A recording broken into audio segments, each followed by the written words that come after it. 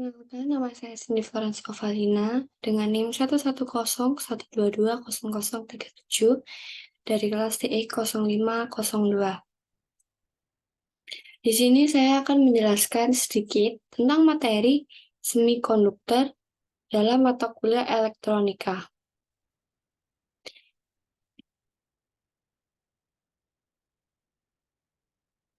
Yang pertama, apa itu pengertian dari semikonduktor?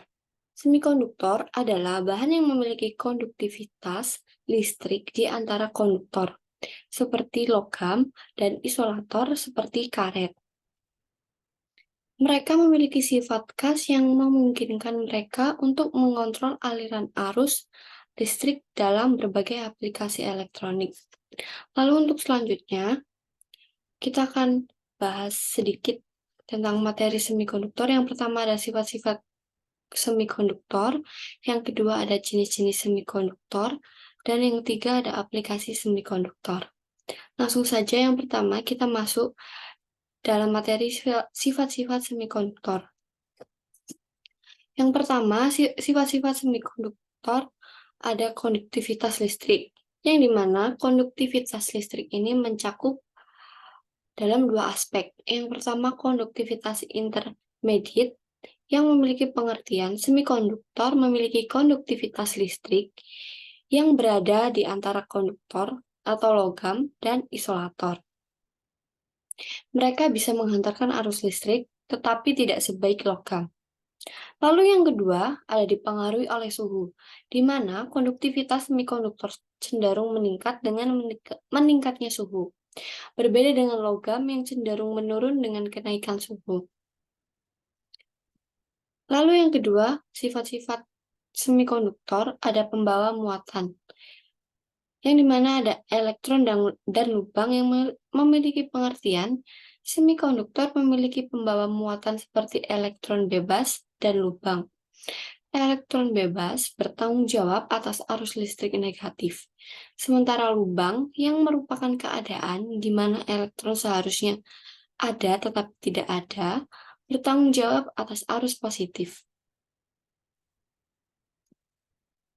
Lalu yang ketiga ada band gap, di mana band gap ini juga memiliki dua aspek. Yang pertama ada pemisahan energi, dan yang kedua ada doping mempengaruhi band gap. Yang pertama pemisahan energi. Dalam pemisahan energi ini, semikonduktor memiliki band gap, yaitu jarak energi antara pita valensi dan pita konduksi. Band gap ini memungkinkan semikonduktor untuk mengontrol aliran elektron dan lubang, serta menentukan sifat optik dan elektroniknya. Lalu yang kedua ada doping mempengaruhi band gap. Proses doping yaitu penambahan impuritas ke semikonduktor dapat mengubah lebar band gap yang mempengaruhi konduktivitas dan sifat semikonduktor.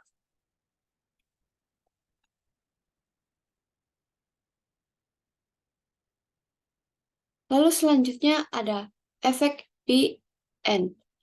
Pada semikonduktor yang dicemari dengan unsur P atau P-tipe dan N-tipe, terbentuk daerah yang berbeda muatan yang dikenal sebagai daerah P-N. Ini merupakan konsep dasar dalam pembuatan dioda, transistor, dan berbagai perangkat semikonduktor lainnya.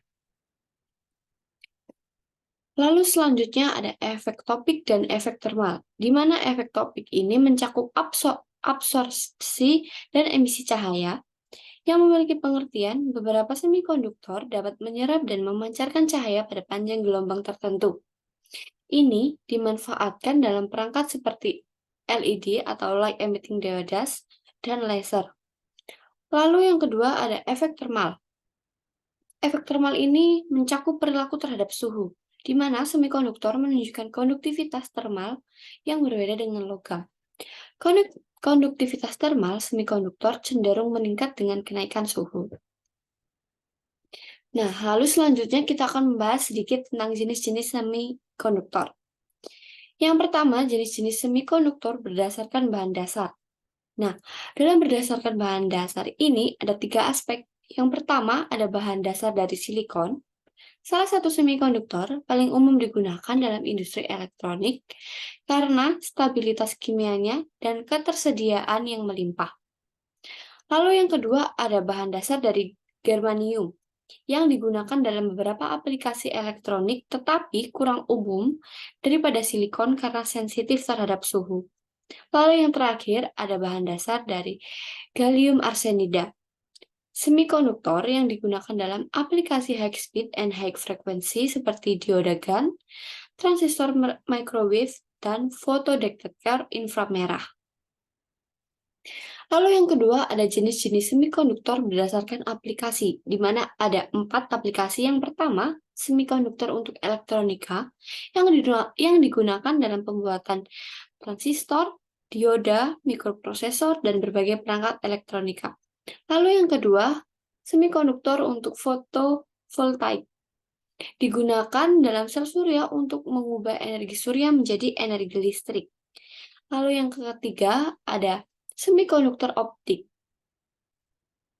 di mana semikonduktor optik ini digunakan dalam perangkat seperti LED atau light emitting diodes, laser, dan fotodetektor untuk aplikasi optoelektronik. Lalu yang terakhir ada semikonduktor untuk daya, di mana digunakan dalam perangkat daya seperti dioda penyeara, MOSFET atau metal oxide semiconductor field effect transistor, dan IGBT atau insulated gate bipolar transistor. Lalu ada juga jenis-jenis semikonduktor berdasarkan kandungan impuritas, di mana di sini ada dua aspek, yaitu semikonduktor intrinsik dan semikonduktor ekstrinsik. Yang pertama, semikonduktor intrinsik adalah semikonduktor murni tanpa pencemar tambahan. Yang contohnya adalah kristal silikon atau germanium murni. Lalu yang kedua ada semikonduktor ekstrinsik, yang dimana semikonduktor yang dicemari dengan unsur-unsur tertentu untuk mengubah konduktivitasnya. Ada dua tipe, yaitu tipe P dan tipe N, di mana tipe P ini yaitu semikonduktor yang dicemari dengan unsur yang menciptakan lubang sebagai pembawa muatan seperti boron dalam silikon. Lalu, yang kedua ada tipe N. Tipe N ini merupakan semikonduktor yang dicemari dengan unsur yang menciptakan elektron bebas sebagai pembawa muatan, seperti fosforus dalam silikon. Lalu materi selanjutnya yang akan kita bahas yaitu tentang aplikasi semikonduktor, di mana aplikasi semikonduktor ini memiliki 6 aspek. Yang pertama ada elektronika konsumen, yang kedua ada energi terbarukan, yang ketiga ada komunikasi dan telekomunikasi, yang keempat ada otomotif, yang kelima ada optoelektronik, dan yang terakhir ada industri. Di sini saya akan menjelaskan tentang pengaplikasian semikonduktor dari 6 aspek berikut ini. Yang pertama ada elektronika konsumen. Elektronika konsumen ini dibagi menjadi 3. Yang pertama ada mikroprosesor dan microcontroller yang digunakan dalam berbagai perangkat elektronik seperti komputer, ponsel pintar, tablet, dan perangkat rumah pintar. Lalu yang kedua ada dioda dan transistor, di mana dioda dan transistor ini dijadikan komponen dasar dalam sirkuit elektronik untuk mengontrol aliran arus dan tegangan. Lalu yang ketiga ada memori semikonduktor, yang contohnya termasuk RAM atau Random Access Memory dan ROM, Read Only Memory, yang biasanya digunakan dalam penyimpanan data pada komputer dan perangkat elektronik lainnya, seperti handphone juga termasuk, dan laptop. Lalu yang kedua, aplikasi dari semikonduktor yang diaplikasikan dalam energi terbarukan. Yang pertama ada sel surya dan yang kedua ada baterai dan penyimpanan energi. Yang pertama, sel surya mengubah energi matahari menjadi energi listrik menggunakan efek fotolistrik pada semikonduktor. Lalu yang kedua, baterai dan penyimpanan energi ini memanfaatkan semikonduktor dalam pembuatan baterai lithium ion dan sistem penyimpanan energi untuk aplikasi seperti kendaraan, listrik, dan penyimpanan energi rumah. Lalu selanjutnya ada pengaplikasian dalam bentuk komunikasi dan telekomunikasi, di mana di sini ada dua, yaitu dioda laser dan LED. Dan yang kedua ada transistor tinggi frekuensi, di mana dioda laser dan LED ini biasanya digunakan dalam perangkat optoelektronik untuk transmisi data optik pada jaringan komunikasi optik serat. Lalu yang kedua ada transistor tinggi frekuensi, di mana ini biasanya juga digunakan dalam penguat sinyal, radio frekuensi, dan perangkat transmisi nirkabel.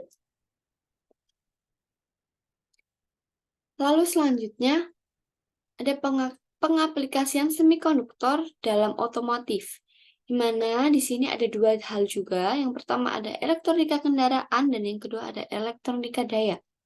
Nah, dalam elektronika kendaraan ini, semikonduktor biasanya digunakan dalam sistem kontrol mesin, sistem infotainment, sensor-sensor kendaraan, dan berbagai sistem keamanan dan kenyamanan kendaraan. Lalu yang kedua ada elektronika daya, di mana biasanya digunakan dalam sistem pengendalian motor, pengisian baterai, dan konversi energi di kendaraan listrik dan hibridra. Lalu yang kedua, pengaplikasian semikonduktor dalam optoelektronik. Yang pertama ada fotodetektor dan yang kedua ada laser, di mana fotodetektor ini bisa mengubah cahaya menjadi sinyal listrik dan digunakan dalam kamera digital, sensor cahaya, dan aplikasi keamanan. Lalu yang kedua ada laser, di mana laser ini digunakan dalam berbagai aplikasi seperti pemrosesan material, komunikasi optik, pembinaan medis, dan pemrosesan data. Lalu yang terakhir ada pengaplikasian semikonduktor dalam bidang industri, di mana biasanya di bidang industri ini membutuhkan sensor dan elektronika daya. Yang pertama sensor. Sensor biasanya dalam bidang industri digunakan, semikonduktor digunakan dalam sensor suhu, tekanan, cahaya, dan berbagai parameter lainnya dalam berbagai aplikasi, industri, dan lingkungan.